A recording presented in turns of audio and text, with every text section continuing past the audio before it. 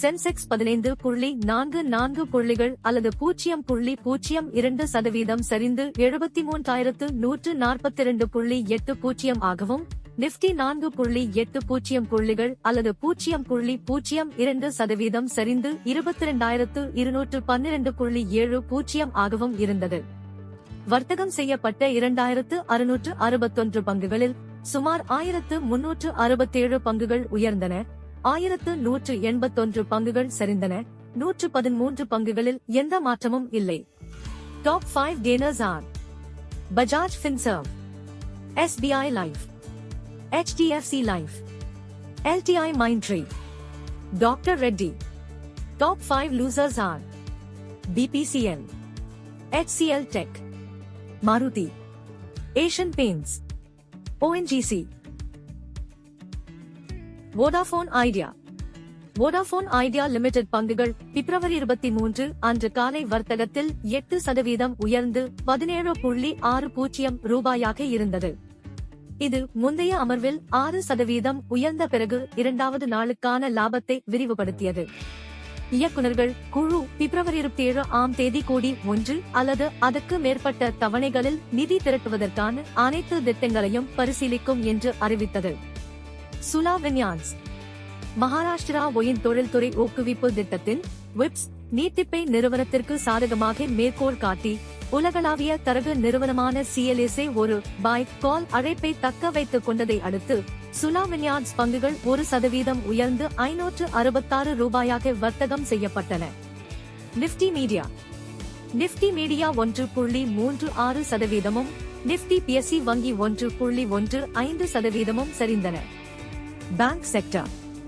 நிதித்துறைக்கு பொற்காலம் முடிந்துவிட்டது என்று கூறி கோல்ட்மன் சாக்ஸ், State Bank of India, ICICI bank மற்றும் எஸ் பேங்க் ஆகியவற்றை தரமிறக்கியது. Sona BLW Precision Forgings. Auto production link incentive PLI scheme திட்டத்தின் கீழ் சான்றிதழ் பெற்ற முதல் வாகன உதிரி பாகங்கள் உற்பத்தியாளராக சோனா BLW பிரிசிஷன் ஃபார்ஜிங்ஸ் நிறுவனம் மாறியதை அடுத்து அதன் பங்கு 5.88% உயர்ந்தது. திலீப் பில்ட்கான். கோவாவில் பொதுப்பணித்துறையுடன் ஒரு ஒப்பந்தத்தை இன்ஃப்ரா நிறுவனம் நிறைவேற்றிய போதிலும் திலீப் பில்ட்கான் பங்குகள் 1.62% சரிந்தன.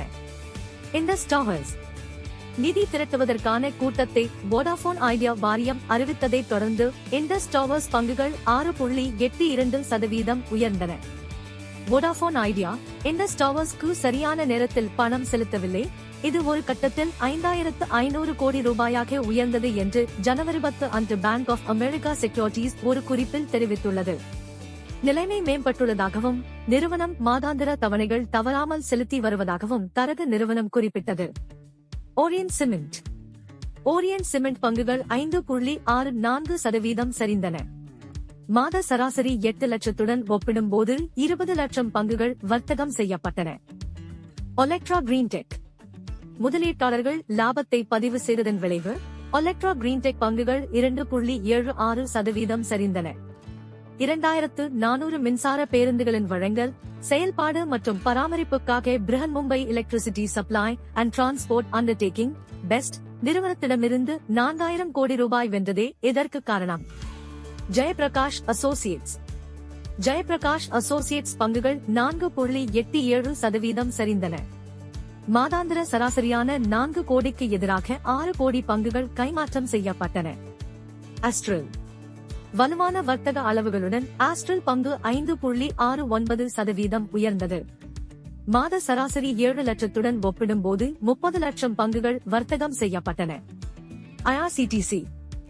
IRCTC பங்குகள் 2.92% உயர்ந்தன. மாதாந்திர சராசரியான 36 லட்சத்திற்கு எதிராக 85 லட்சம் பங்குகள் கைமாற்றம் செய்யப்பட்டன. Jio financial services. கடந்த 3 மாதங்களில் ஜியோ பைனான்சியல் சர்வீசஸ் பங்குகள் 48%க்கும் அதிகமாகவும் YTD இயர் டு டேட் அடிப்படையில் 40%க்கும் அதிகமாகவும் உயர்ந்துள்ளன. அதன் சந்தை மூலதனம் 2 லட்சம் கோடியே தாண்டியுள்ளது. சர்வோடெக் பவர் சிஸ்டம்ஸ். சர்வோடெக் பவர் சிஸ்டம்ஸ் பங்குகள் HPCL இன் ஆர்டரை வென்ற பிறகு 5% உயர்ந்தன.